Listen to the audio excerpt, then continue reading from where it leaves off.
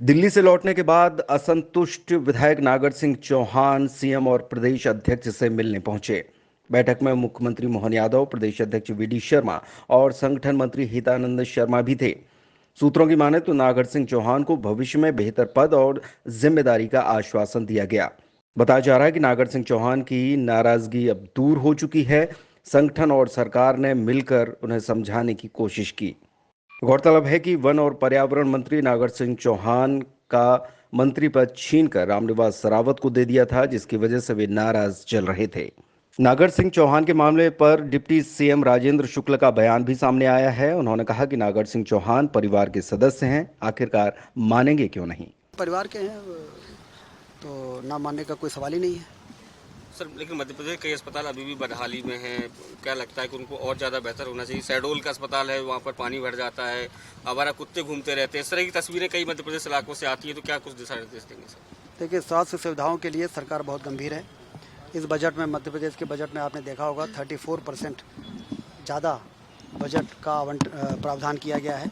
और हमारी कोशिश है कि हमारे जो जिला अस्पताल के साथ साथ जो हमारे कम्युनिटी हेल्थ सेंटर हैं ब्लॉक्स में, वो जिला अस्पताल के स्तर के हो जाएं।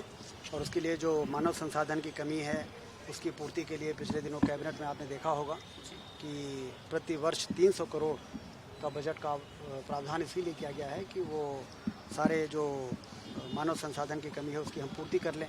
2500 डॉक्टरों की भर्ती हम करने जा रहे हैं और पैरामेडिकल स्टाफ की करीब 15,000 लोगों की भर्ती कर रहे हैं। तो उससे वो कमियां दूर होंगी। सिक्योरिटी और सफाई के जब स्टाफ पर्याप्त संख्या में होंगे तो फिर इस प्रकार की जो कभी कभी इस प्रकार के फोटोज देखने को मिल जाते हैं वो भी बंद हो जाएंगे। सर, प्रदेश कांग्रेस अध्यक्ष इसको धोखे का बजट बता रहे हैं। उनका कहना है कि 29 की 29 सीटें बीजेपी के पास हैं, लेकिन मध्य प्रदेश को मिला कुछ नहीं है। डायरेक्ट मध्य प्रदेश को लगातार बीमारू राज्य का कलंक लगाने वाले लोग तेजी से बढ़ते हुए मध्य प्रदेश को बढ़ता हुआ मध्य प्रदेश उनको पच नहीं रहा है। लगातार पिछले 20 वर्षों से मध्य प्रदेश की तस्वीर बदली जा रही है। सारे संभागीय मुख्यालयों को 4 लेन की शानदार विश्वस्तरीय सड़कों से जोड़ दिया गया है।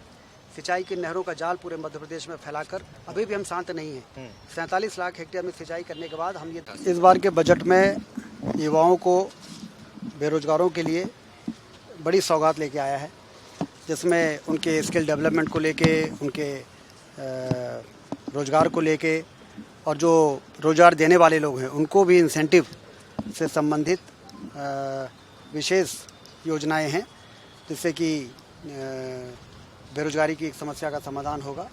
इसके अलावा इंफ्रास्ट्रक्चर में हमेशा की तरह पर्याप्त प्रावधान है, जिससे कि सड़क, बिजली और रेलवेज़ और हाईवेज़, इन सब के लिए पर्याप्त प्रावधान किया गया है, जिससे आर्थिक तरक्की होगी।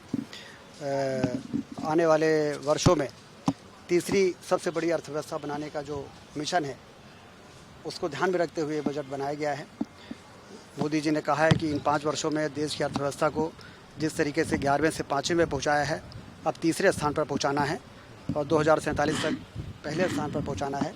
दूरदर्शी और भविष्य को ध्यान में रखते हुए ये बजट देश के सामने आया है। सर, 15 अगस्त जो है आने वाला है, मंत्रियों को इंतजार है प्रभार वाले जिलों का, कब तक? तो जल्दी हो जाएगा। सर, जो कल समीक्षा बैठक हुई है उसमें सीएम ने ये भी निर्देशित किया है कि अब जो है वो जो खर्चे हैं उनकी लिमिट करना है और अब बचत पे ज़्यादा फोकस करना है, विकास पे ज़्यादा फोकस करना है। तो क्या क्रियान्वयन रहने वाला? उसके निर्देश हो गए हैं, अब उस पर कार्रवाई होगी और सारे विभाग जो हैं, जितना भी इस प्रकार का रेवेन्यू हेड का जो बजट है उसको कितना कम कर सकते हैं उसकी रोड मैप बनाएंगे। सर, कब तक माना जाएगी, कब तक प्रभार जिले कब तक, क्योंकि 15 अगस्त से माना उसके पहले आवंटित हो जाएगी निश्चित। सर, क्योंकि आप लगातार स्वास्थ्य सुविधाओं को भी देख रहे हैं, जो BMHRC अस्पताल है वहाँ पर अभी डॉक्टर्स की कमी है। नियुक्तियाँ हो गई हैं पर अभी तक उन्होंने चार्ज नहीं लिया है। ऐसे में वहाँ पे स्पेशलिस्ट नहीं है, डॉक्टर्स नहीं है, तो मरीज काफ़ी ज़्यादा परेशान भी हो रहे हैं। अपना यहाँ का BMHRC कैंसर हॉस्पिटल, जो गैस राहत हॉस्पिटल। हाँ। नहीं, वो जो गैस राहत अस्पताल है उसमें जो उनकी आवश्यकता है उसकी पूर्ति लगातार होती रहती है। उनकी जो टीम है वो पिछले दिनों उन्होंने मुलाकात भी की थी और जो भी इशूज़ वो उठाती हैं उनके समाधान के लिए, और वो बहुत अच्छे तरीके से चल भी रहा है। 500 से लेके 1000 के बीच की ओपीडी भी रहती है उनके। कुछ उन्होंने आउटरीच सेंटर भी बनाए हुए हैं और बेहतर संचालन वहाँ का हो रहा है। वो अपना एक मेडिकल कॉलेज जरूर खोलना चाहते हैं, जिसके लिए उन्होंने संपर्क किया था और केंद्र सरकार में उनका प्रस्ताव लंबित है और उनकी अपेक्षा थी कि वो यदि स्वीकृत मिल जाएगी तो हम मेडिकल कॉलेज भी एक खोलेंगे। तो यदि कोई परेशानी आती है तो उसका समाधान होता है। लेकिन मध्य प्रदेश कई अस्पताल ऐसे भी